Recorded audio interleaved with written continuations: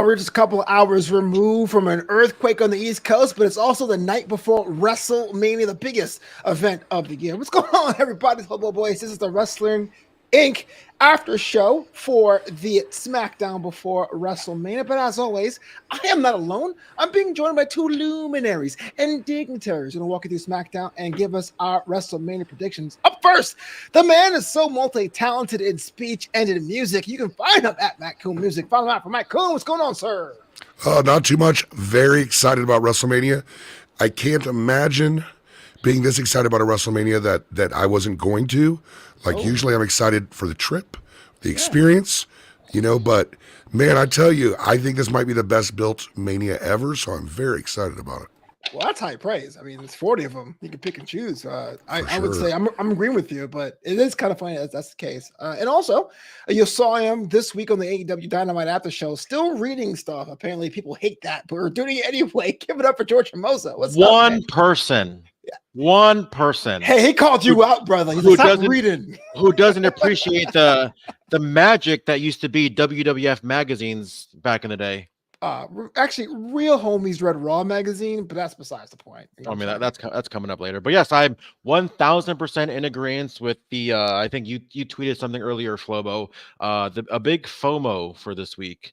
Oh man, I'm seeing all these videos of friends of ours, colleagues, just people that we look up to.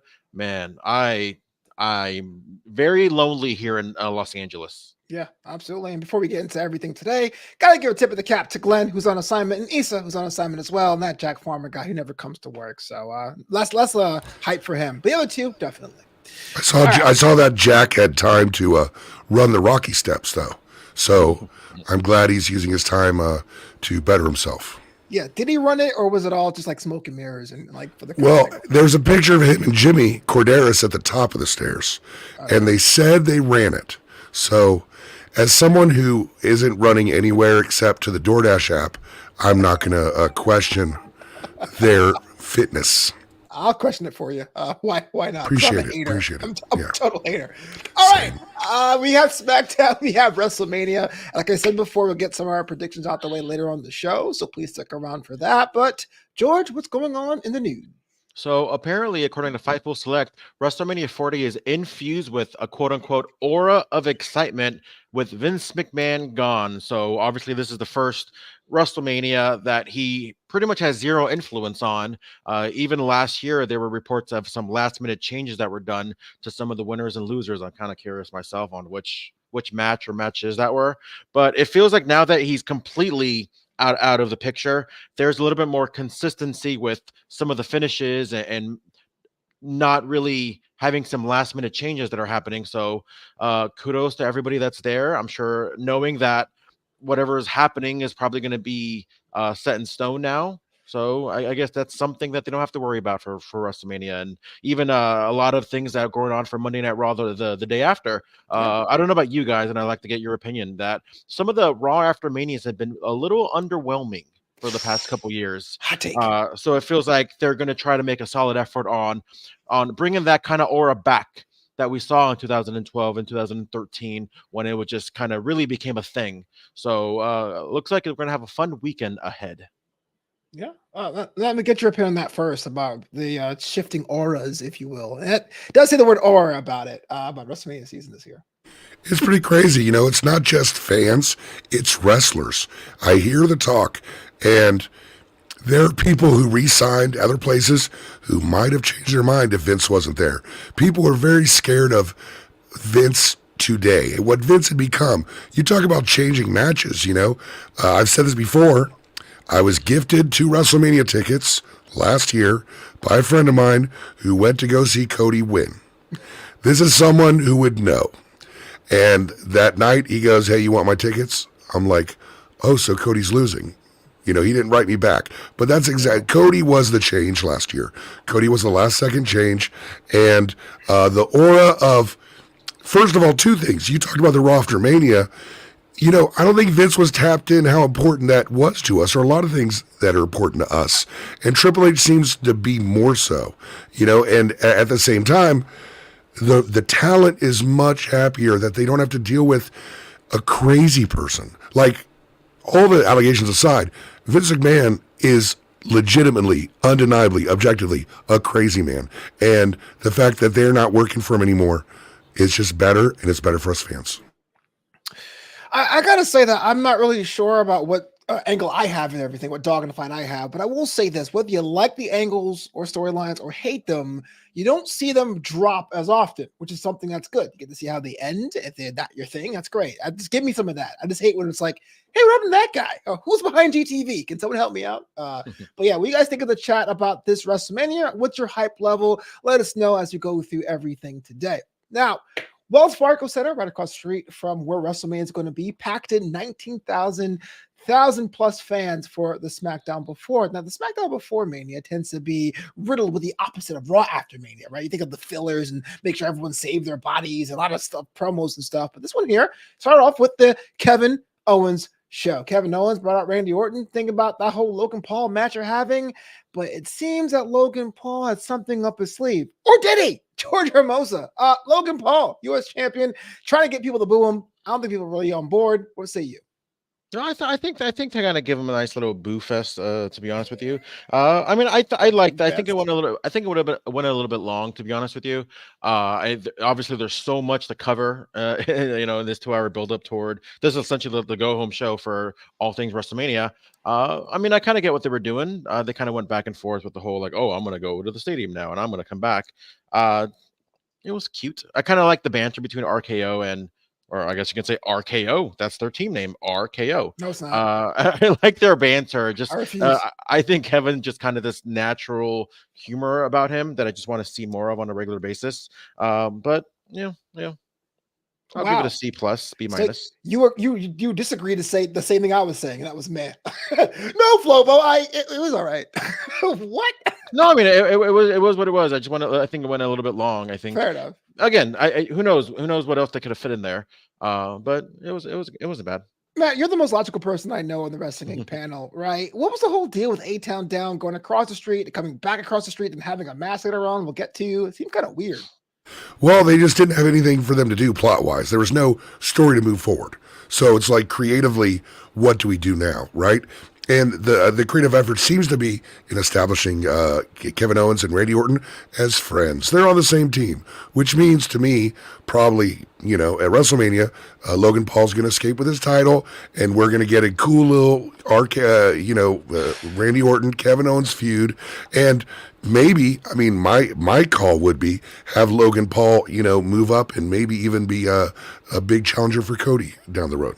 Whoa, are you a fan of the U.S. title run then of Logan Paul? Is it hitting your marks?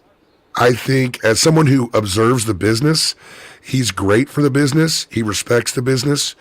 Whether it's a title or not, that's cool. It's good for the business. But, man, that dude works hard. He does everything he should do. He adds to the product. I got no issues with Logan Paul, and I thought I would. Oh, wow. That's a lot of people. Yeah, exactly. And we're not sponsored by Prime. We were just saying that. I will say this, though. I kind of do wish it was a little bit more about the U.S. Championship belt. I feel like if you take away that U.S. title aspect of the match, there'd be nothing different about it. There's not really a mention of, hey, I want to be U.S. champion. Hey, I want to be U.S. champion. I'm not saying have some tension between them. It just feels like the U.S. Championship has really nothing to do with this triple threat match that's coming up at WrestleMania. See, I was going to move on, but I have to put my foot here and stop the brakes like Fred Flintstone. The problem is the U.S. title didn't really have any stakes to begin with. For some reason, as long as the U.S. title has been under the WWE umbrella, it's never had the same impact as it did in WCW and NWA. And so I kind of understand. What does it mean in this world? That the IC title is the workhorse title? What is the United States Championship? Every year and a half, I'm just reminded Harley Race had it a couple times. No? Have you never heard of the U.S. Open Challenge by John Cena? That was 20 years ago. That was 9 years ago. Whatever. That felt like 20 years ago. Sorry, Matt. Yeah, Cena did a great thing with the U.S. Open Challenge, and you're right. It's not, and that's the Vince thing, right? Not even caring about the titles. It's not like he had maybe he did because it was a WCW-based title that he didn't care for the title that much. Right now, it seems like the U.S. title is a promotional prop because you give it to Logan Paul to go on all of his appearances, and he wears it proudly. And Logan Paul is doing that job. So if you're not at least going to add to the title, which ideally, I agree, it should be the centerpiece. But if you're not going to do that, it's being used in a way that helps the company a lot. Well, we're going to get to our predictions later on, but I think we may have a bit of that may be a match that steals the show, even though many matches can steal the show based on how stacked that card is, especially on Saturday. So our actual first in-ring match of the evening was the Andre the Giant Memorial Battle Royal. Talk about things that used to have prestige and they don't, but it turned out to be a giant hoss match, right? Yeah, Ricochet was in there, but Omos was in this one, Ivar, Otis, and the eventual winner, Big Bronson Reed. I'm a huge Big Bronson Reed fan. I was excited. I popped hard and heavy. Matt, let me ask you this. 3 questions I have for you. The Andre Memorial Battle Royal. Are you a fan of it? Are you a fan of it on Friday night before WrestleMania? And can Big Bronson Reed leverage that to the next step of his career? Yes, no, and maybe. I don't like it on SmackDown, but I like the Battle Royal. Like, it's the perfect way to get these, by the way, stacked, talented roster on the WrestleMania card without wedging them into this match or that match. I don't think it's good on SmackDown. I don't think they need it on SmackDown. They have like a 2-hour pre-show. Just throw it on that. You know what I'm saying? Mm-hmm. I like Punk. I don't need to see him talk. Bronson Reed, they're showing Bronson Reed, hey, hold tight. We care about you. You know, Aww. Hold tight. You're important to us. In my stupid head, I was thinking, oh, they're going with Ricochet. They're going to reboot Ricochet because we all know what Ricochet can do if he's allowed to do it. True. But you saw it's WWE. You had giants everywhere. Oh, yeah. Yeah. George, thoughts about the matchup? Emperor Bronson Reed being the winner of the Andre Memorial Battle Royal. What can he do with it moving forward? I want to ask you a question, Flobo. When did the Andre? When did the? Well, there's start forgetting for everything. When was it ever really prestigious? Oh, it's a good question. So I would say, as far as battle royals go, it's the one that's a big brand. But to the point of a WrestleMania match, it definitely was like the palate cleanser at the beginning of the show. But now, over the past 3 or 4 years, it's the night before, which raises a question. It has never been prestigious, but I think even less so. And so you had Big Bronson Reed winning it. And to Matt's point, I do feel like it's kind of a, hey, man, thanks so much. How Bobby Lashley won it the year before, right? I think. But I don't really see what that means moving forward. So I was going to ask you what that meant. Do you remember who won the year before that? No. If you ask me who wins the Battle Royal, I remember Braun doing one of them, and I remember that was 2019. I remember Baron Corbin doing one of them, and that was it. That was 2016. They all rolled together. Cesaro was 2014. See, I don't know who won 2 years ago. Or the correct answer is a guy that's not even working there anymore. Good old Madcap himself, Madcap Moss. So listen. Oh yeah. Yeah. Wow. Yeah, exactly. And well, the year before that was Jey Uso. But I will say this: pros. I like seeing these kind of matches where there is no real stakes or procedures because it really adds a whole element of unpredictability. If you say, "Oh, the winner of this match gets a world title shot" or whatever it is, right? It's not going to be Berto from Los Lotharios, whatever their name is. So I like that it adds that kind of unpredictability. Yeah, or whatever, one of them, So I like that aspect of it. I do. I mean, obviously, I'm a fan. I'm a fan that just wants everybody to get their spotlight at some point for WrestleMania. So yeah, obviously, I want it to be a part of WrestleMania, not the pre-show, but part of WrestleMania. It is what it is. But I think the right guy won. And when I say the right guy, I mean, if Ivar would have won, I think that would have been the right guy as well. I think if Ricochet won, I think that would have been the right guy as well. At the same time, if Angel would have won, I don't think that would have been the right guy. With that said, I'm saying, who makes it a right guy or wrong guy? I know we're totally dwelling on just guys that maybe can use it for something, right? I know I kind of said that. George. Well, no. I know I said that like there's not really much prestigious regarding it, and obviously nothing happened to Madcap Moss. Lashley kind of stayed the same in some ways, but at least this is something that can hang their hat on in some ways. So again, like you said, Bronson Reed, it's like, hey, we didn't forget about you. I know he was tentatively planned for Elimination Chamber in his home country. So maybe this, I'm not saying this was a way of saying like, hey, sorry about that. But at least this is something where that can hopefully build some kind of momentum. Again, it's not prestigious for the most part, but that doesn't mean it can't be moving forward. I'm with it. I just feel like, I'm not saying they should give him a title match or anything like that, but we don't really grind my gears. That last King of the Ring where King Xavier or King Woods won that tournament, and then it was kind of like he got his crown broken the next month, and that was it. Like they didn't go anywhere. And I feel like you have a really a good chance for the winner of the Battle Royal to do something with it. Mhm. Not sure Well, I what mean, that is. like we mentioned like 10 minutes ago, I think it goes back to maybe whoever's in charge. Maybe it was easy for him to kind of throw away some things. Now that obviously there's a new management, who knows? Like I said, doesn't mean it can't be prestigious in the future. So I'm knocking on wood that it will be leading to something. I'm with Keith George here. They shouldn't have gone to commercial during Battle Royal because I thought it was going to be almost, but he eliminated himself over the break. So I know on this show I've been giving a lot of flack to Karrion Kross and company in the Final Testament, but in a dueling display of promos backstage, we kind of understand what's going on now. Karrion Kross says the reason why he's attacking Bobby Lashley is to show him humility based on last year's complaint of not having a spot at Mania, which makes me cringe because Lashley was primed to have a spot against a man who's no longer with us. Fine. Now I know what they're all about. Anyway, Philadelphia Street Fight is planned for this weekend. We'll get the predictions later, but Matt, let me ask you this. I complained. I was throwing my fist. Like, Karrion Kross, I don't know what you want. Do you buy this? Do you think this version of Karrion Kross is complete? Are you on board with the Final Testament? I have no idea what I'm looking at. Like, I have no idea. Like, it is the most random assortment of people possible. Karrion Kross, he's got something. Like, he's always had something, right? And in NXT, they went full presentation with him, right? And it worked pretty good. In the WWE, Vince obviously hated him, had him lose to Jeff Hardy, put him in demolition gear. Man, I don't know. The WWE audience tends to tune somebody out who has so many shifts so early.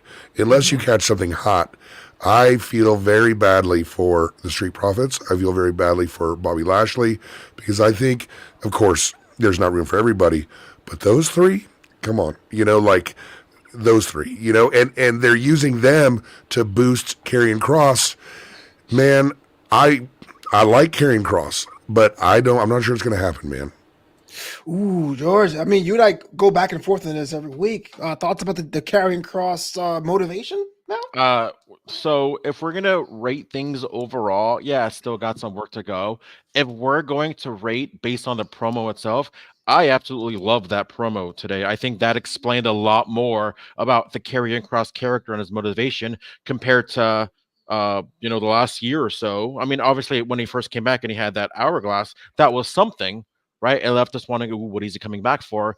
A lot of lull, and now based on what we saw tonight, I'm like, yes, if we see more of this, I'm truly on board. And I just want to add on, this was another 2 weeks ago. I predicted we're going to see the 6 women tag with Jade, and them. Last week I predicted we're going to see a Philly street fight similar to what we saw at WrestleMania 13 with Elodie Ahmed Johnson and Nation Domination, seeing a Philly street fight. So I'm going to throw it out there. Another prediction coming true here on Wrestling Inc. Okay, so you thought would have put yourself over besides Karrion Kross. What happened? I mean, nobody else is going to do it. So Okay. I put you over all the time, man. I literally call you a luminary and dignitary on this show every time. I'm just putting it out there. I am still confused about this, but you know what? I don't want to be negative every single week. We're going to find out who's going to be the victor, and I hope it's done after this weekend. Even if it ends, I think all 6 men or all 8, 9 people need new dance partners personally, but maybe I'm just complaining. And moving on, we got a little bit of development in the LWO camp. We all know that Latino World Order didn't have the greatest win-loss record on SmackDown, and Dragon Lee got signed to the group last week, much to many question marks here on the Wrestling Inc. After Show. But he's attacked backstage. It looked like the upper hand is going to be all Legado del Fantasma and Dirty Dominic Mysterio and Andrade. We had ourselves a matchup in between that. Selena Vega gets Elektra Lopez, our women's match here this evening, and it was actually a strong one, but it's what happened afterward. Elektra Lopez gets the dub, and everything goes to the fan with Andrade signing with Rey Mysterio. George, walk me through this. The LWO needs some reinforcements. Andrade needs someone to focus his new energy on, but I didn't think for a million years it would have been siding alongside Rey Mysterio so soon. I mean, it's something, right? I feel like it's something to look forward to. Plus, it's kind of building along the story that from last week. I want to say, even though what I'm about to say is very predictable, that doesn't mean predictability is bad. But does anybody not see Carlito turning on Rey Mysterio? I don't. And don't get me wrong, I want to see it. I'm the one. I think he's the one that attacked Dragon Lee. I mentioned last week that we kind of saw glimpses on his face. I'm like, wait, Ray, why aren't I not your partner for WrestleMania? And now we saw not Dragon Lee get attacked, but we saw Carlito kind of the first person on the scene when he was attacked backstage. I'm totally. And again, I said it last week. I think everybody's right about Ray, right? Where it's like you kind of don't really have any kind of loyalty to people that are loyal to you. So we're going to see something cool. I think we're going to see something building up maybe toward Ray and Andrade someday down the road. So a lot of developments in this storyline that I'm on board for. Matt, same question. We'll talk about the women's match a little after, but the actual before and after, Dragon Lee's out, Andrade's in, Rey Mysterio as a tag team partner, Carlito. What's your thoughts about this? I think it would have been fun to have a big old multi-person match with a LWO t-shirt hanging above the ring with a ladder. That would have been pretty cool, and just, for the rights to LWO. The Andrade thing, to me, it seems like maybe that Carlito is a red herring because, Andrade doesn't have this huge history of being like this babyface good guy. And, but he does have a history of being a very effective bad guy. And I'm thinking the Ray Andrade feud probably in the future would be great. And don't forget, they had some burners on SmackDown, Rey Mysterio and Andrade. I think that was the first Canadian Destroyer on WWE TV. Oh, wow. If that's the case, that's a good trivia question. Well, let's talk about Andrade's former business associate, Zelina Vega, also in LWO, and usually the level one boss of that group, taking on La Madrina. And even though Zelina Vega had some offense in there, it looked like Elektra Lopez, the size advantage, the weight advantage, totally got her the dub. Now, Elektra was on NXT for about 2 years and change, and she was part of that transition to 2.5, about whatever this is. Matt, walk me through this, though. Elektra Lopez, her upside. She's La Madrina. She's in the group. Do you see her becoming the top of the card? Do you see anything she needs to work on to get that next level? It's experience, because what you have now is a loaded top of the card. Man, it is tough to get in there. When you have people still kind of on the cusp or the end of the prime of their career, like Becky, Charlotte, Bailey, who are being treated like legacy stars, and then you have these just superhumans like Bianca, and you got a ton of people like that. Tiffany Stratton, man, you better it is probably harder to break into the main event scene of the women's scene than the men's scene of WWE right now. True. George, thoughts about the matchup? Thoughts about Elektra Lopez's upside? Thoughts about Zelina Vega always getting L's? Yeah, I think sky's the limit for Elektra Lopez. I think she's got a great look. Such a long way from 5 years ago when she was losing on the SmackDown after WrestleMania. Her and Chris Statlander going up against the Iconics, who just won the women's championship at 35. So kudos to her. Like, she's been busting her ass for over 5 years, and now she's on a prime spotlight. The SmackDown before Mania. So I'm all for it. I think she got a bright future. I think she fits so well with Legado. Elektra Lopez. No, that's a different Elektra. That was in that was an ECW back in the day. She don't look that good. The Elektra Lopez ain't that old. She's actually relatively young. But yeah, I'm all for her. If I were to buy stock, I'd totally buy an Elektra Lopez. I think she's got sky's the limit for her. So I'm excited to see what's next for her. I'm going to ask a question only to Matt because I don't want George to be right about something else again. So we saw Jade Cargill come out and everyone's in their cowboy era alongside Naomi and Bianca. Damage control is happening. What is your take on the Jade Cargill reveal, her sign to SmackDown, but the whole package of Jade as she rolls into Mania weekend? Well, people make a lot of assumptions, right? They make assumptions like she's not good or whatever. I'm not that guy. Like, I don't really know, what makes a good wrestler or bad wrestler. I think she is just striking. And I think in the ring, they know what to do with her. I think there's a reason they've been holding her back. And a lot of it has to do with timing. And then some may have to do with learning to work WWE style. Like in AEW, she was just in there a lot, doing a lot of squash matches, not a lot of experience. Man, I'm not seeing any kind of diminishing interest in her. So I still believe in Jade Cargill. George, is it a good thing or a bad thing that Jade didn't have a warm-up match before Mania? I wouldn't necessarily say it's good or bad, but I do think I guess if I had to choose, I'd say it's good because it gives us a lot more anticipation for her matchup at WrestleMania. She to me is such a superstar that I want to pay to see. And I'm not saying she shouldn't be wrestling on Raw or SmackDown, or in this case SmackDown, Sure. but you should want to pay to see her wrestle, especially for the first time. Like, she is just that appealing with the eyes. I don't think there's ever really been anyone, maybe even more so than China, that just has that just physical presence without saying a single word. And it just, like, yeah, I cannot say enough more about just watching her.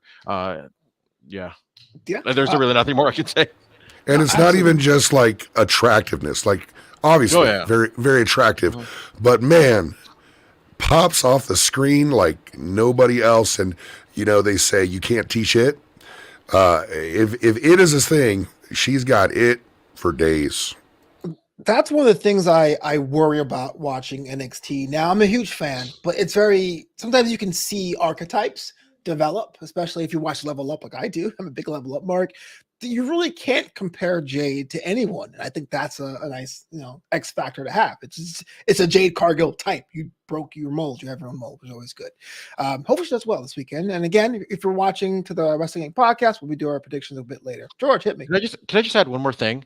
I can listen to Matt Koon talk forever. Your voice is like, no, I'm going to go as far as say your voice is beautiful. Thank you. I appreciate that. It's funny, for years people said, you should be in radio. I never did any radio at all. I never spoke publicly, and then got in this crazy podcast world. And so, I've never met CM Punk, but I do know that CM Punk told Dax Harwood, I love your co-host voice. So I get it a bit, and thank you for that. It's not something I had to work for, so I'll still take credit for it. Oh, yeah. Well, I sound like a 10-year-old boy being strangled. Moving on to the tag team division, New Catch Republic, Pete Dunne and Tyler Bate, and Pete Dunne have a matchup against A-Town Down Under. Guess they're back from their trip across the street and back. Still, questions about the whole thing. The match kind of was interesting. I thought it was a well-paced back and forth matchup, but this is what happened afterward. See, even if the New Catch Republic got the dub, Judgment Day came out and looked as strong as they have in months, completely destroying anyone that was in that ring. Judgment Day has both their titles or their single title on the line this weekend. Matt, let me ask you this. There's a rumor going around that there'll be possibly two different winners on WrestleMania this weekend. Thoughts about that? Well, they're splitting those titles. They're splitting them. Like they said today, the match is not over until both sets of titles have been retrieved. So what does that mean? It means that we're splitting those titles. Someone's going to win SmackDown and Raw, and probably not Bate and Dunne. Fair enough. They got the win today.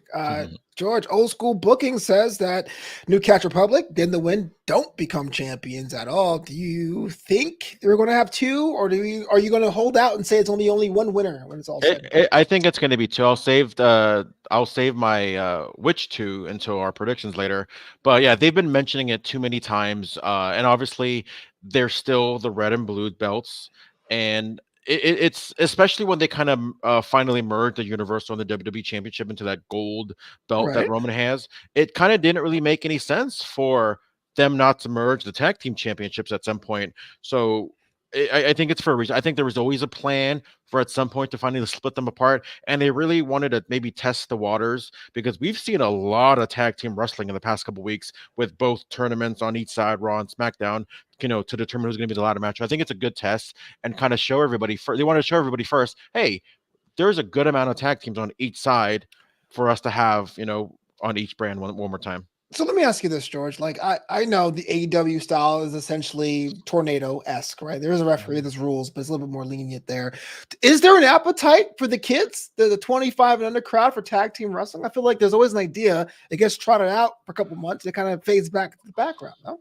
I think there is an audience for practically anything, right? Who's the worker here? Are the WWE and AEW the workers, or are the fans the workers? And obviously, it's a little bit of both. More so, the WWE and AEW are the workers. I mean, there was a time where we saw enhancement matches, and then we just didn't see them anymore, right? Because they kind of were the ones that kind of set the tone for how wrestling goes now. So if they really make a solid effort in building tag team wrestling, then yeah, absolutely. I feel like there's always going to be a market for the 25 and unders, especially when I was a kid. I was a big like Heart Foundation rockers, Different time, Bulldogs. Grandpa. That's a different Well, I time. mean, but I'm saying like, who's to say? It's still professional wrestling. Like, Right. there's still a science behind of pro wrestling, and really being able to showcase the great things about what tag team wrestling and other aspects of wrestling still is. So can be. I'm with you, Matt. Do you think that there's a new dawn for the tag team division, or do you think that it takes a little bit more seasoning to make sure that we have two divisions? Yeah, I don't think we have a new dawn for the tag team divisions, even though, as I've been told several times, Vince did not like tag team wrestling. Vince did not get it. But I'm older, and I remember tag team wrestling not only breaking up the show in a cool way, but also really having a lot of devices for creating bad guys and good guys with creative workarounds around the rules, right? Now, AEW, love AEW, don't get me wrong, but they don't really have rules for the tag teams. They have tag ropes there for no apparent reason. Rick Knox will let you drive to Wawa and back and not count you out. And so I don't think Tony Khan really prides tag team wrestling either. So I'm not optimistic, but that explains why they just let those things be merged. It fell through the cracks because Vince never got tag team wrestling, didn't care about tag team wrestling. I've been told a million times he loved the revival as wrestlers and people, but he didn't get tag team wrestling. And so that's why it wasn't a good place for him. I was always fascinated with this, and actually had a conversation with Eric Bischoff, another name drop that we must do, where wow. it's more of like do you think it's more of a financial thing, where, for example, the more tag team wrestling you have, the more people that are filling, the camera or that quarter hour, you have 4 people on camera, that's 4 salaries that you pretty much have to worry about for that quarter hour. If the numbers don't match what you're paying those 4 guys, like, do you guys think that has something to do with maybe why tag team wrestling was never really a priority for some of these guys? If you want my opinion, I think that matters on the indie level, right? Mm-hmm. When you're paying guys their hot dog and their handshake, or hopefully more than that. But I think you get to a certain level scale on television where you accommodate 40 or 50 people backstage and you use them accordingly. If you want my opinion, and I like tag team wrestling enough, I do think one of my favorite tag teams in WWE in the recent era was the Bar. Right? I'm a big Bar guy. To me, I could see the seams a little bit more. I could see the hot tag, I could see the heat generating. Like, it felt, even though wrestling all has a formula, I felt tag team was stagnant because I felt like that formula happened no matter who was wrestling, no matter what size or what costume or what motivation. And I think that's why it was sunsetted quite a bit. But if there's going to be a new chapter, then sign me up. I want all of it, Yeah, I think I'm sorry, George. As far as your question goes, rich people who were poor don't forget what it was like to be poor, right? And so Vince, I think it started like that. I think he had that reflex. Like, dude, this is too expensive. Even when he was rich, Tony Khan has no such reflexes like that. But with Vince, I think that's what it was. I think he saw two plane tickets, 2 hotels. Not that he paid for hotels, but, 2 salaries when you could just have a match or you can have a segment. Like, why even fly in 4 guys when you can have an interview segment? So I think it started like that. But I think there is, as much as people go crazy about work rate and matches, those Briscoe FTR matches, they showed you what can be done artistically and also financially. I always pin back to the FTR and DIY matches that we saw on NXT. Like, that 2 out of 3 falls match from Toronto was like a thing of beauty. And I think that being under the Triple H umbrella, we might. I'm hoping, optimistic, that we're going to see a sign of that to come at some point. Say yeah. I'd love it. Not much of a big note. LA Knight had a promo where he almost choked on his own gum. But let's talk about the main event situation. Solo Sikoa against main event Jey Uso. And the match was pretty solid. I would say even good. And I said, you know what? This would be kind of good for some momentum for Jey Uso or even Solo Sikoa for the bloodline because apparently he works more matches than anyone in that entire group. But it was all for naught. It was broken up by DQ. Jey Uso wins by DQ. And, well, of course, we got a whole dust up fisticuffs with Cody Rhodes and Seth Freaking Rollins coming out. And Cody grabs the microphone and says he's ready for Mania season. Matt Koon, was that whole segment a hype accelerator for you? Are you already sold? Was it overbooked? Thoughts about this one? It wasn't really because the last couple, like the last two Raws have had such crazy go-home angles and so exciting. Like Monday night, I didn't watch the end segment. I didn't know what happened. But when I woke up in the morning, I went to my DVR and watched it. I can't remember the last time I've done that. So in this SmackDown, it wasn't more intense than that. It wasn't more cool than that. I think the idea was for Cody to give this fiery promo to get everybody there. But I think, man, they really burned the town with that stuff because we have had The Rock and we have had blood and we've had whippings and we've had all kinds of stuff going on, insulting dogs, like everything's going on. So unless The Rock came out, I think The Rock not coming out, probably made the segment a little less must-see. George, thoughts? I mean, I thought the match was fine. I will say I'm a little disappointed in some of the buildup for Jey versus Jimmy Uso. I feel like we didn't see enough mic work on each part. I think we saw like one face-to-face like a couple weeks ago when it kind of went a little back and forth. But I'm a little underwhelmed with the buildup. I know the match is going to be great. I like that we still saw a brother versus brother. Obviously, Solo. Don't forget, he's still a brother to the Usos. But yeah, it was just a platform to have Cody come out there. I thought what Cody said. I love what he said at the end because everybody's so focused on finishing the story. And I don't know if people know this about stories, that stories end and then what.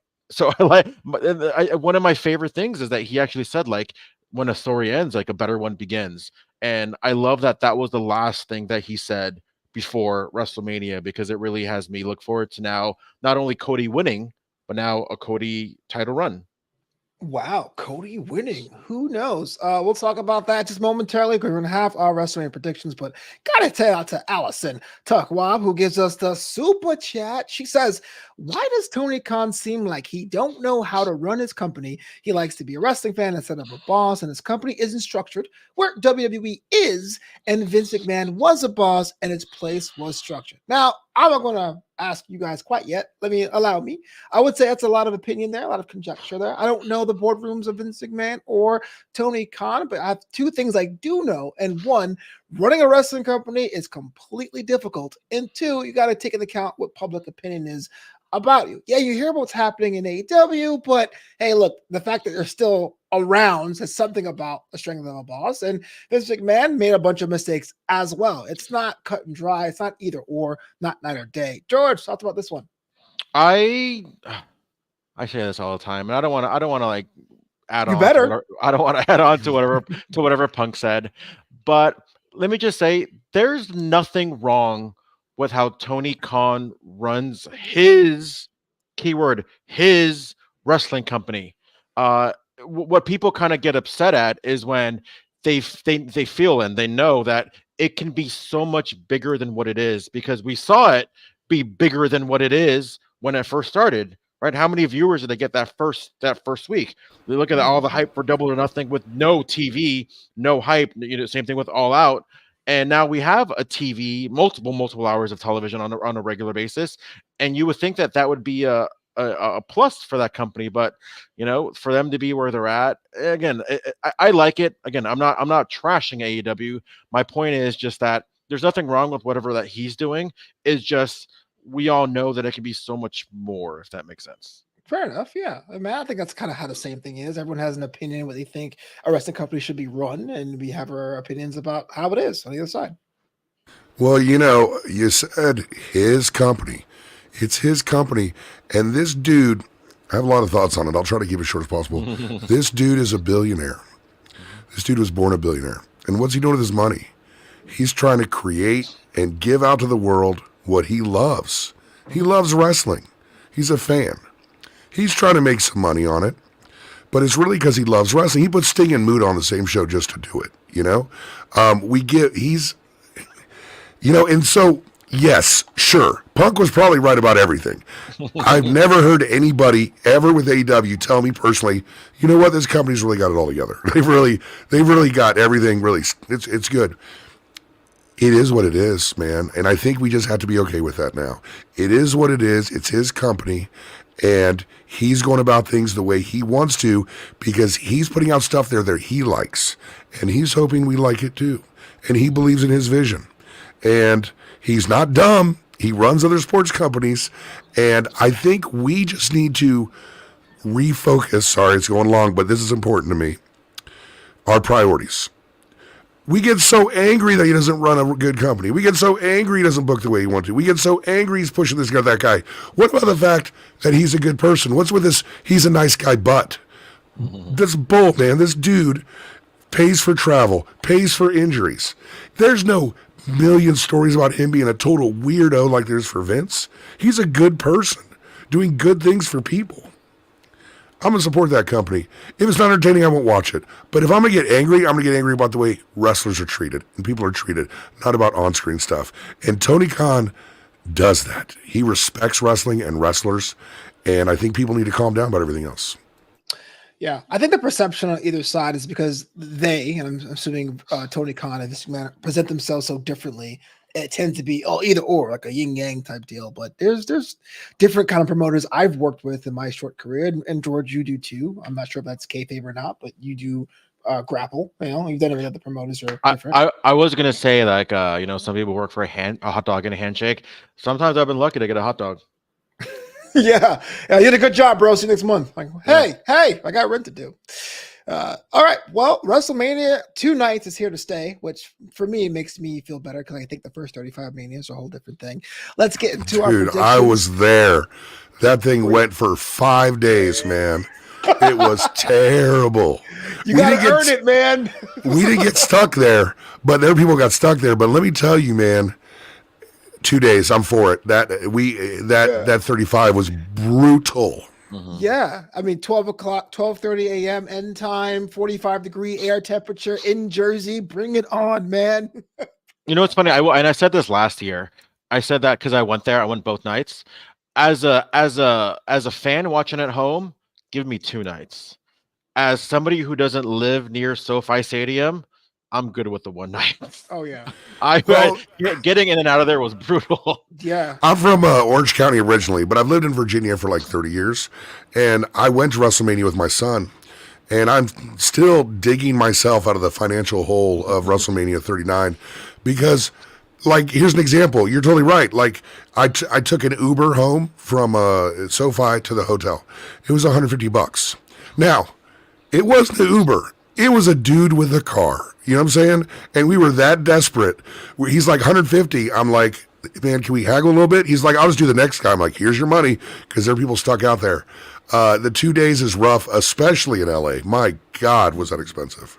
Yeah, absolutely. I think that's kind of like the flip side of it all, the 2-night thing. And for those of you who don't know, SoFi Stadium parking starts at $100. You can't even drive yourself. But we're not here to talk about parking. We're here to talk about WrestleMania 40 in Philadelphia. Bless your soul. So going out there in the spring time outside over there at Lincoln Financial Field. 2 nights, predictions are inbound. Let's talk about it. Night 1 to me is way more stacked than night 2, but that's one man's opinion. And one of the matches here is that World Women's Heavyweight Championship, Becky Lynch against Rhea Ripley. Matt, I'm going to start with you. Becky Lynch seems that she can't lose, but Rhea Ripley is the most dominant women's champion we've seen in a long, long while. Thoughts about the prediction on this one?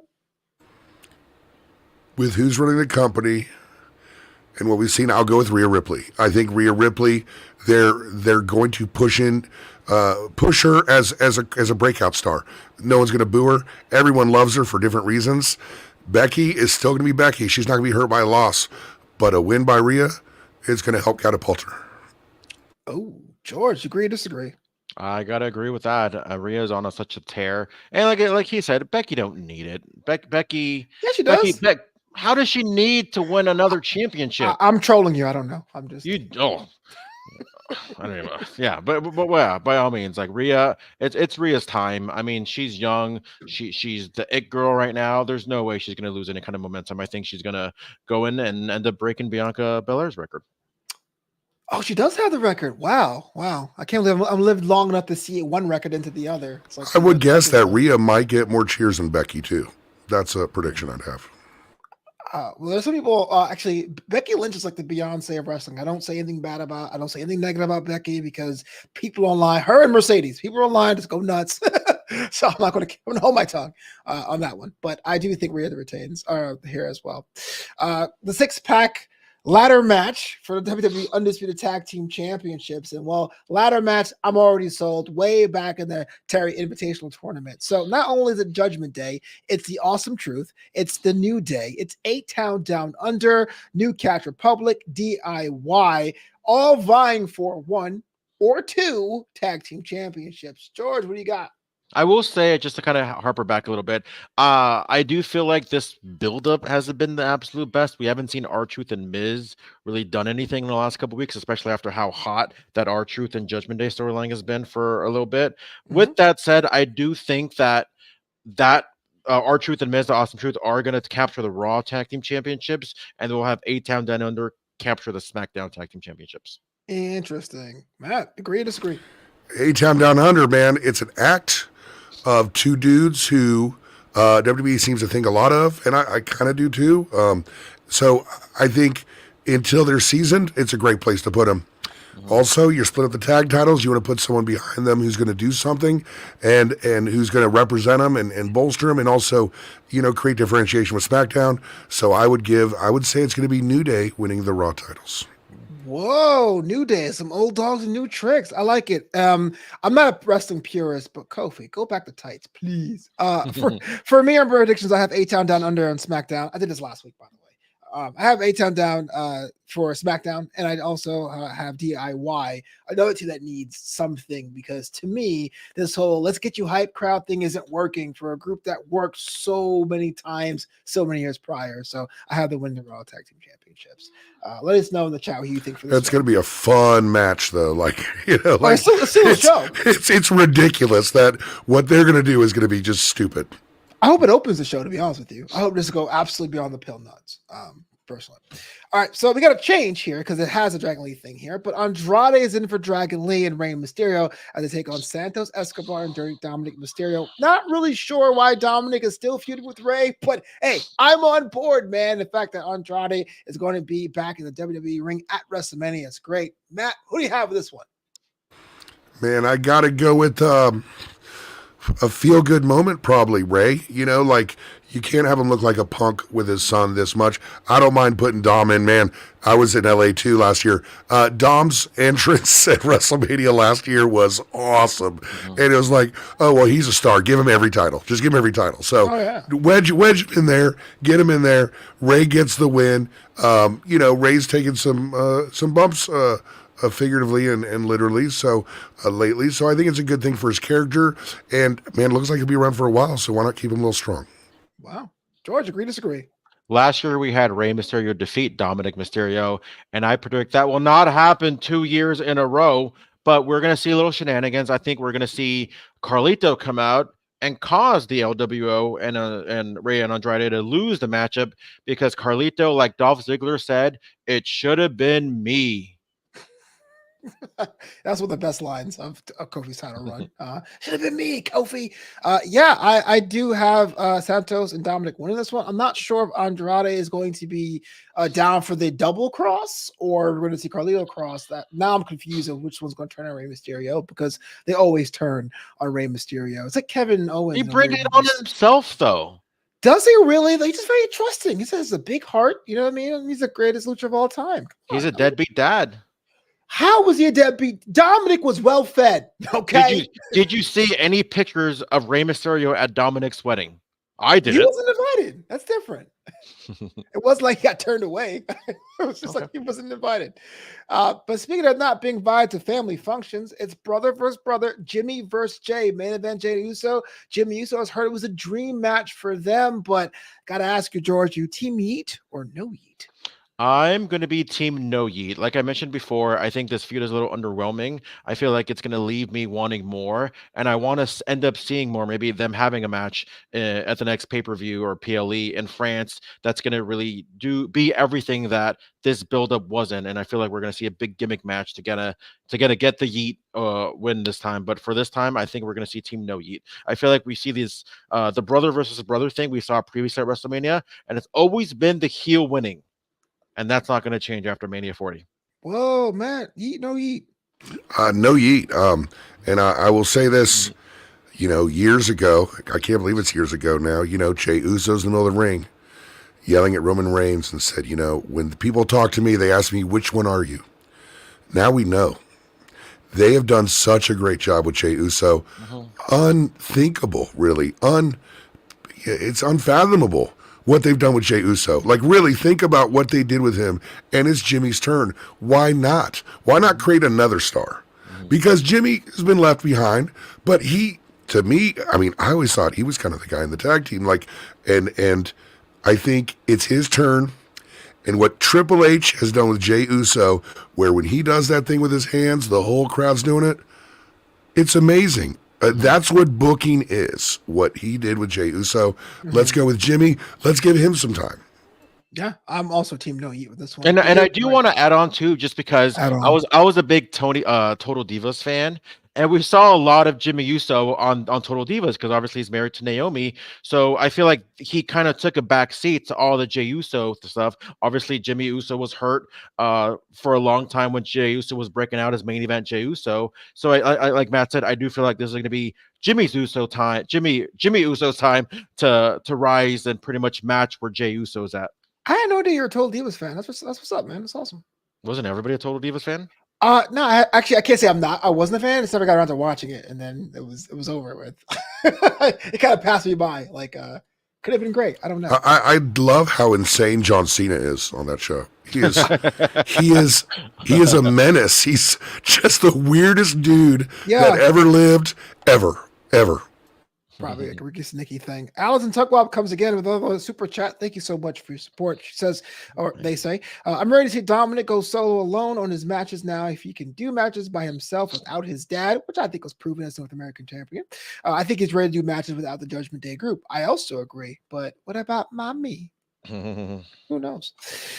Elsewhere, talking about championships, it's Gunther against Sami Zayn. I'll be honest with you, fellas. I'm not a Sami Zayn guy. But I love this thing with that Chad Gable. I'm going to train you to be a man like Donny Osmond and Mulan. I am all about that life. Matt, tell me, we have a new IC champion after this weekend? I am well known and for years been ridiculed by Conrad Thompson for being a Sami Zayn fan. I have been a Sami Zayn fan for a very long time. Not only do I think I know the winner, but I think I know how it's going to happen. Ooh. So I think what they're going to do is they're going to have Gable second Sami Zayn and throw in the towel for Sami. Oh. Sami doesn't lose. Sami doesn't give up. They showed the towel in the, because Gable used to always have a towel. They showed the towel in the little vignettes they did. He just does, and then maybe it leads to, Sami and Gable and like a promotion for Gable. I don't see Sami winning. I don't know if you need to save that win for somebody who's going to benefit from beating Gunther and all the credibility that Gunther has built up over the past year. George, agree, disagree? Oh man, this one's so tough because this is one of those instances where if Gunther wins, that's 100% the right decision. If Sami Zayn wins, I think that's still 100% the right decision. Like, and so fun too, right? Yeah, everybody, obviously there's this mentality. I apologize if I rant right now, but there's this mindset, not just in wrestling, but in life in general, where it's always black and white, red or blue, left or right? Where it's like there's no such thing as having two good things. You can't have one good thing and you have to have one good and one bad thing, one right and one wrong. Like, no, like there's many right ways to present something, and this one's so hard because I think both ways are so right. Like you had Sami Zayn, who was on like the hottest babyface about a year ago. And like, I just want to see him keep doing good. I'm going to have to say Gunther just because I feel like Sami Zayn deserves more. I want to see him maybe challenge Drew McIntyre if he ends up winning the championship. Yeah, and plus, but then again, I don't know who's going to be Gunther. Like, he's got to lose sometime, right? Like, he can't just hold the belt forever. So it's like, is it the right time? Yes. Twist my arm, but I'm going to go with Gunther. I mean, it worked for Bob Backlund. No, I'm with Gunther too. I'm kind of biased. I'm the biggest Sami Zayn fan, but I think the story of Chad Gable and his family, to me, is the kind of story I would have gone on board with because of what that title means. And it's like about the rub. I remember when Ilya Dragunov beat Gunther on the second, the rematch. It was great, but it kind of was like, oh yeah, I forgot. And I granted that title disappeared, but it didn't really give us the rub that we were expecting. So I want to see a wrestling grappling classic because I am a European wrestling mark. I love that style, and I think Chad Gable would have given me that. So yes, give me the towel throwing, set it up, the Chad Gable version 3. I'm on board for that. But that is Saturday. That's only the one night of WrestleMania. That's already stacked. But before we get to Sunday, let's talk about our main event here, because this is a tag team match that's supposed to lead into Sunday as well. Seth freaking Rollins and Cody Rhodes are going against Roman Reigns and The Rock. If the Roman Reigns Rock team wins, it's going to be Bloodline Rules on Sunday. And if Seth Rollins and Cody win their matches and it's nothing, it's just a regular matchup, then cool. I like it. I like that. George, how's it not going to be Bloodline Rules? Tell me. Oh man, this I'm gonna go on a limb. This one can go either way. What? Just because no, I mean like Cody should win straight up. Like, he shouldn't win because of interference. He shouldn't win because somebody helped him win. Like he should win because right, like last year, the whole reason why he lost the match was because of Solo Sikoa. Right. So now that if you guarantee that there is no bloodline, there is no interference, then there really is no excuse for him not to win. With that said, I just think it's not so much about bloodline rules or not bloodline rules. I think it's just more so about they're not going to have, and this is like Mark talking. They're not going to have The Rock lose his first match back in like 11 years.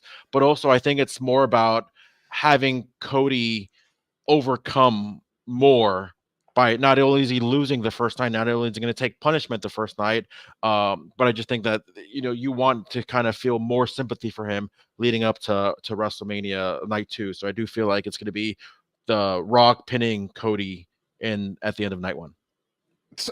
So okay, Matt. Yeah, because I don't see Rock taking a pin from anybody, final boss or otherwise, and Roman can't lose 2 times in a weekend. So it has to be Bloodline Rules Sunday, right? Like, what's our choices here? We can have a wonderful scientific match between Cody Rhodes and Roman Reigns with the assurances that we will not have any outside interference. Or we could have the most clustery, like, interference, crazy clown show of a main event with Bloodline Rules and John Cena or whatever the heck's going to go on. Clown show. Yeah, it's a total clown show. I'm for it. Just everything. But Rock's not getting beat. Like that man that we see on TV every week, there's a real man behind that. He's not getting beat. He cares. Roman ain't getting beat. Right. Seth's weak. You got to beat Cody. You got to have people on Saturday night going, oh my God, I cannot wait for tomorrow now. Oh yeah. And this is the reason why, because both of our faces have double duty. This one is Seth freaking Rollins have a match against Drew McIntyre, who seems to be winning WrestleMania if you count all the social media impressions. This one here is for the World Heavyweight Championship. Matt, I'm going to start with you. Drew McIntyre could win this one and beat Seth Rollins, but have we forgot about Senior Money in the Bank? What do you think? Usually when you don't talk about something in wrestling, that's when you should watch out for it. Like if you go, well, they haven't talked about Damian Priest having the Money in the Bank for a while, so it's probably happening. I don't think we need it. I don't think we want it, and I think Damian Priest is a big part of 2024 WWE plans post-Mania. So Drew is just killing it. It's got to be Drew. Drew's killing it. Like, I love Drew. I've always liked Drew. He's the greatest dude, and he's working his butt off. He's finally figured out a way to be up there with the Rocks and to be up there with the Roman Reigns. dude, let's see what he does with that title. Let's see what this character of Drew, in talking to Drew McIntyre about it, I'll drop a name. Drew said the idea of the character is that he has to feel justified. The character of Drew McIntyre has to feel justified. That's why it works. So, with him having that Bret Hart-like character and him being the size of a giant, I think it's a cool recipe and a good counter to if Cody wins. George Hermoza. Seth Rollins could retain. You got Drew McIntyre could win, or Damian Priest can walk away the champ. Who do you have? I think Damian Priest cashes in on Monday, if anything. Now, when I say cash in, I mean cash in like he's gonna, do the briefcase. Whether he wins or loses, I have no idea. Okay, fair enough. But I do think it's Drew's time. It doesn't help to my mindset that they just announced a big show in Scotland coming up in June. So I feel like he's going to have gold leading up to that pay-per-view. He have gold last time they were in the UK. That don't mean nothing. No, but were they in Scotland, in his home country? Noam Dar doesn't have a title. Neither does Piper Niven. What are you getting at, George? Well, I mean, now, if Piper Niven had a title match coming up, I'd probably pick her. But with Drew McIntyre and everything that he's been doing, he's on such a roll. His mic work has been just tremendous. Obviously, he's never disappointed in the ring. I do think there is something to maybe Seth Rollins being a challenger sometime soon. We've seen him hold the belt since May, which is a very long time. So I do think there's money in Drew winning. So I have Drew McIntyre winning. And now for the match, I have the most questions about.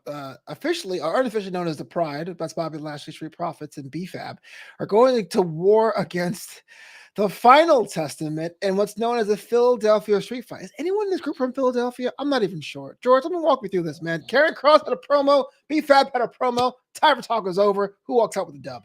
Born and raised in Los Angeles, and I only went to Philadelphia on a layover. So I don't know if that counts or not. It always counts. Oh, it doesn't count. It doesn't count. Final Testament needs it, to be honest with you. But I'm gonna go with I guess you get the Pride. Is that what their name is? That's what it is unofficially, but yes.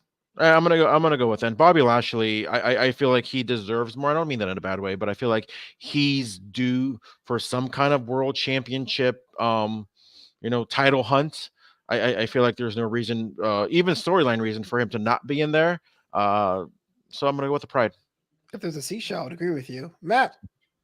Bobby Lashley is one of Triple H's rare misses, and he's missed so rarely that you can kind of be like, well, you get that one.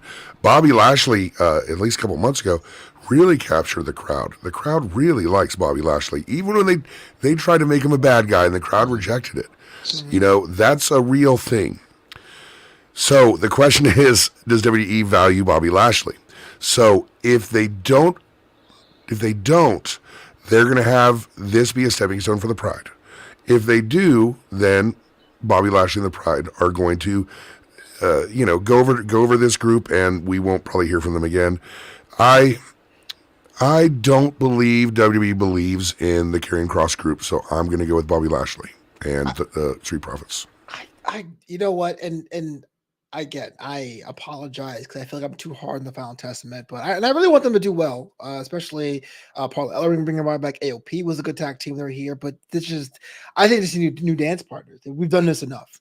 If this was a GM mode in 2K, it would say feud exhausted, find something else.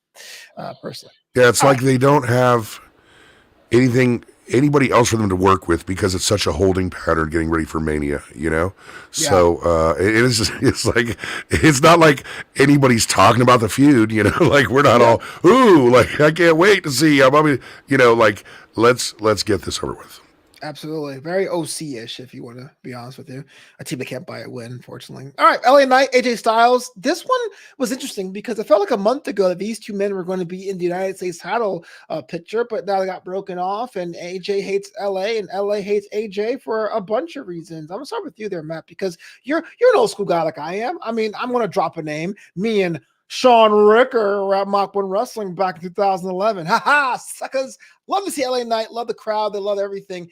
AJ Styles, well beloved, found a way to make his style, no pun intended, work with WWE when he first came over. Both these men should win, but neither of these men are going to win together. So who do you got? Okay. I think I have LA Knight because I think WWE does believe in LA Knight a little bit. I'm not interested in this match that much because it seems to me like this very cynical idea of hey, we have a good guy who needs a match and a bad guy who has a match. They're about at the same level. Let's just throw them together and justify it. Very Tony Khan style, like make the match first, then justify it. Mm-hmm. And I think it's LA Knight. Like I don't see the reason to beat LA Knight at Mania by AJ Styles unless they're trying to say, hey, let's slow this fella down. Dang. George, what's up, man? Slow down LA Knight? What gives? There's only one person whose game in town, whose game it is, and it's AJ. I'm kidding.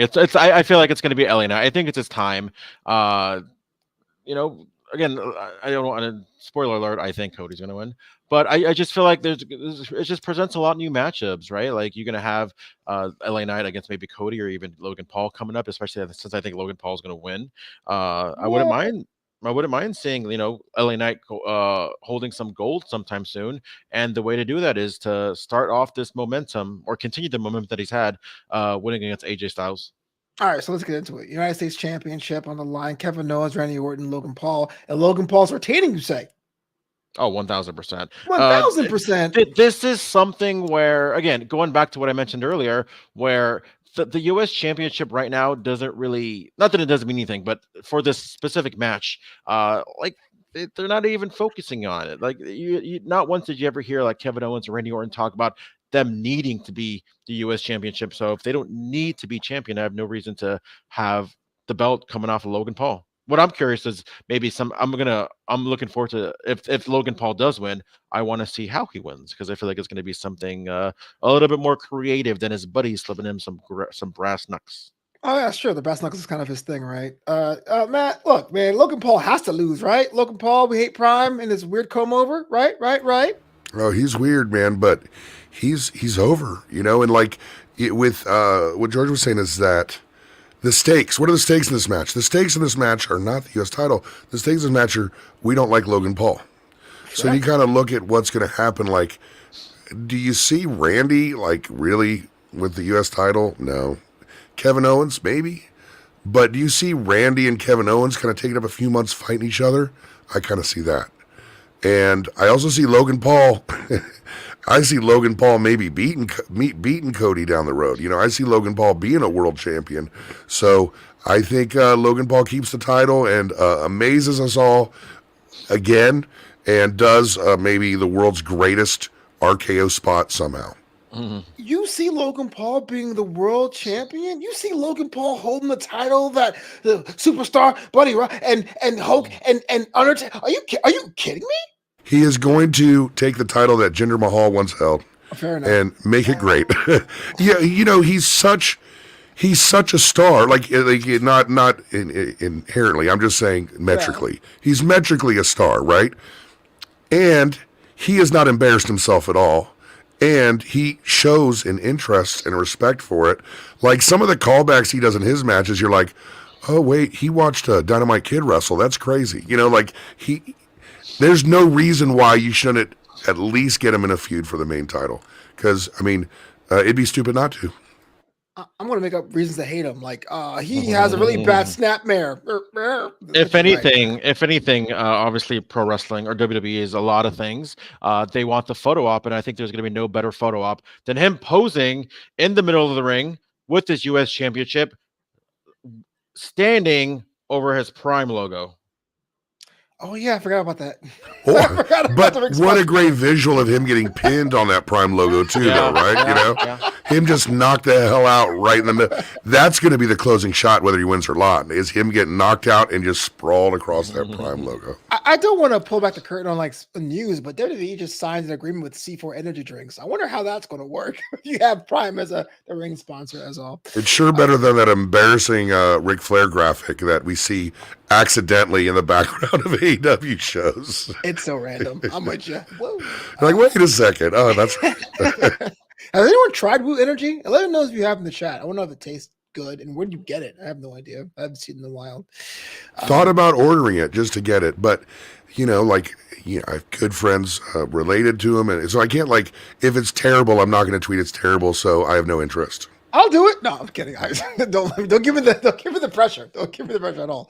That'd be awful. I'll be canceled. Let's talk about a match I'm looking forward to, and I kind of felt unfortunately got swept under the rug. This one here is for the WWE Women's Championship. Bayley, my favorite wrestler on the roster today, bar none, period, full stop, male or female, is taking on Io Sky for that championship. Bayley's done it all, and here's a chance that after winning the Royal Rumble, yeah, she won the Royal Rumble. Remember that? Has a chance to walk away the champ. Matt, I'm going to start with you. Io Sky has been champion for months, but can I say it's been a little bit underwhelming with the numbers game?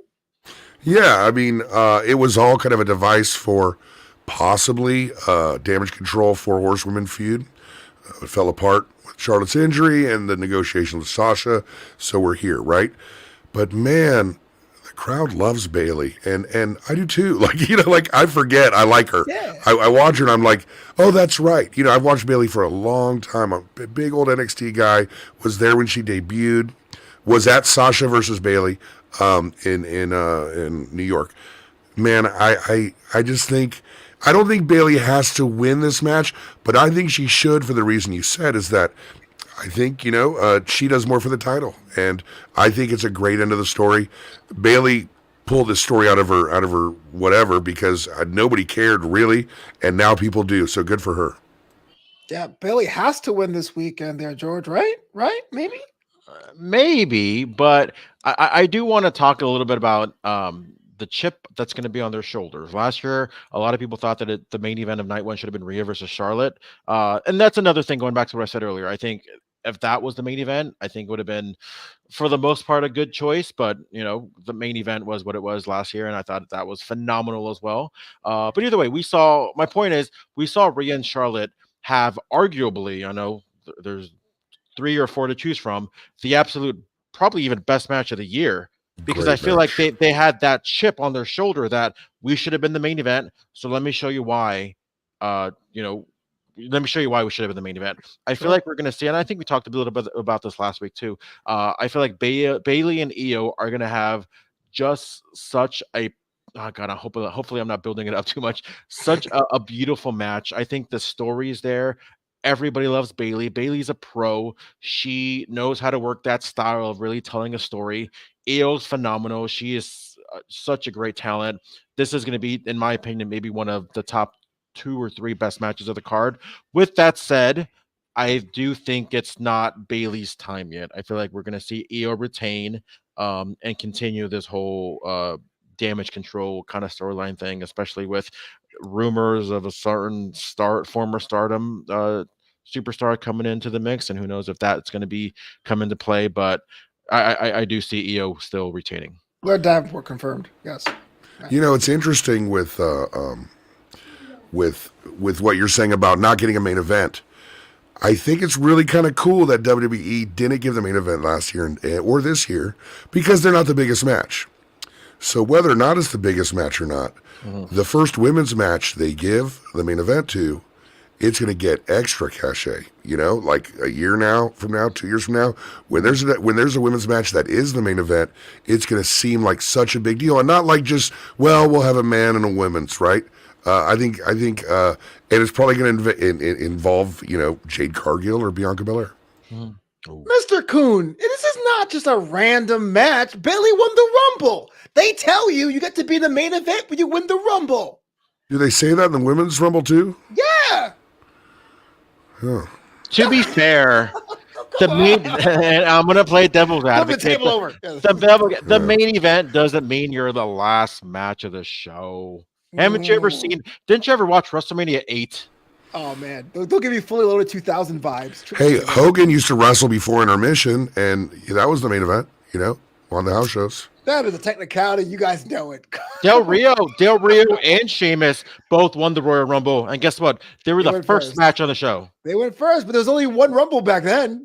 You tell me the women get to go to WrestleMania and miss 2 nights, and both of me occupied by Cody Rhodes. Blame The For real. Rock. Blame The Okay, Rock. fine. I did it for The Rock. I did it for the people. I'm surprised The Rock didn't try to take a Bailey shot, you know? Just point to the side. Yeah. TikTok. Yeah. I love in his contract, he can't lose fights. All right, let's talk about our main event. It was be Cody Rhodes versus Roman Reigns. Whether it's going to be a straight up matchup or bloodline rules, we don't know. Wink, wink, nudge, nudge. Now, finishing the story can mean a lot of things, but I ask you, Matt, this has to mean that Cody walks out the champ, right? Well, first of all, the story. I love the real Cody Rhodes story. Like, the story on screen is great, you know? But the real story is, we know what it is. This dude talked his way into WWE at his dad's Hall of Fame speech. Mm-hmm. This dude did his best, was given 25 gimmicks, none of them worked. He decided to leave. He left and became something, started a wrestling company. When he came back to WWE, they were roaring. Tore his pec off his body and wrestled in a Hell in a Cell. Yeah. Came back, got kind of screwed on the title again. Then, again, Rock joins the board, right? So you guys all know that. I just recapped anyway. But that's the real story I'm invested in. Now, as far as the prediction goes, unless I've gotten totally worked, and I love getting worked, I'm just saying from everything I've seen, I think Cody does not win. Like, from what I've seen, they don't believe in Cody. That's what I see. I see that Rock came in and changed it, and then changed it back because they had to. And then now we're still going to get what we want. This is wrestling, right? They're still going to get what they want. Rock is the boss of the WWE. Rock is the boss. His best friend, his childhood friend, runs the place. He's on the board. I don't see The Rock going, okay, I'm not going to get my match, and also Roman's going to lose. He's going to finally lose the title, and he's not going to lose it to me, or he's not going to lose to me. He's going to lose to Cody. I don't see that in the works at all. I wish I did. And unless I've gotten worked by this whole thing, and this was the plan all along. Right. Let me just follow up question real quickly. If Cody does not win, can the fans get behind him again? I feel like that would be one too many twists that people will say, you know what, I'm out this guy. Of course not. But, dude, we're talking about Cody Rhodes. What? This guy, I'm not saying he's got a special quality. What I'm saying, he's got a work ethic and a determination and a self-belief that like no other. So, yes, because he will make it so. He will will it into existence. Look what he did with AEW. Look what he did with getting a multi-million-dollar contract WWE and debuting at WrestleMania 2 months after being set on fire in AEW TV. Like, this guy, he gets it done. He figures it out. And so I'm not worried about Cody's future either way. I'd love to see the Cody babyface run. I'd love to see that. I think, I just saw a comment on YouTube, you got to finish the story or you're a loser. You change the story, right? That's what they have to do. But I think the fans, dude, those kids love him. That dude stays after every show and signs autographs. When I saw him, he picked up a crying kid who was crushed against the barricade and held him and comforted him. And then gave him back to his mom. He'll still do that. I mean, he's Cody, so he's going to be fine. I hope he wins. I don't think he will. George, tell me that Cody walked through with the championship, right? Maybe? Kind of. I said it last year, and I know I referenced it earlier today. Cody Rhodes winning last year would have been the 100% the right decision. Roman Reigns winning last year was 100% the right decision. Agreed. Cody Rhodes winning this year is 100% the right decision. Roman Reigns winning this year is 100% the wrong decision. Go on. It's time. Like, you can't have people invested because clearly next year it's not going to be Cody going one more time. It's going to be Rock and Roman.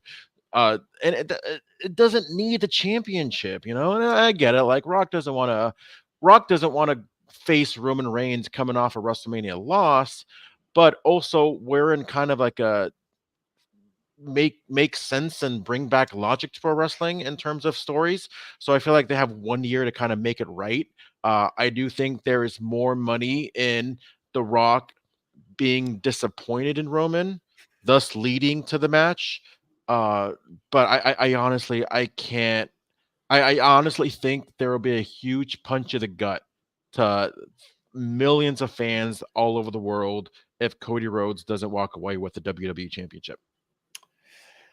I'm inclined to agree. My recent example is always the Braun Strowman getting his head caved in by Roman on SmackDown. I never believed in Braun after that, and I think that if Cody walks out of Philadelphia not the champ, we won't riot. We'll probably leave upset in orderly fashion. But I would find it really hard to say "whoa" the next night. But hey, I've been wrong before, and I think that if that does happen, I'd be on board to see how it unfolds because I cover the sport.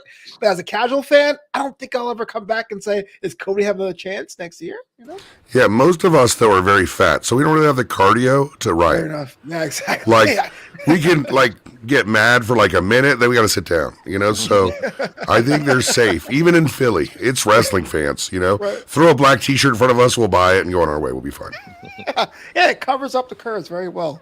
Yeah, that brings us to the end of our 2-night of WrestleMania predictions. It's WrestleMania 40 is tomorrow. Of course, they didn't deliver as well. And as we're recording this, the Hall of Fame. It's always a big time for WrestleMania season, even though I'm a SummerSlam guy myself. I still think this is kind of a high season for wrestling. Before we wrap this up, though, Matt, tell me about what you think about this weekend, what we're most looking forward to, and how the world can find you. You can find me at Matt Koon Music. I'm up to absolutely nothing these days. There you go.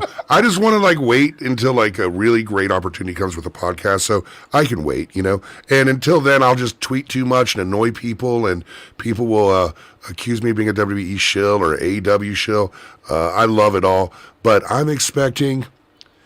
Man, I have high expectations. WWE pay-per-views are great. They've been great.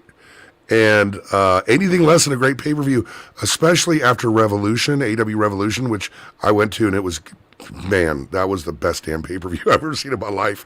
Sure. So it's going to be disappointing.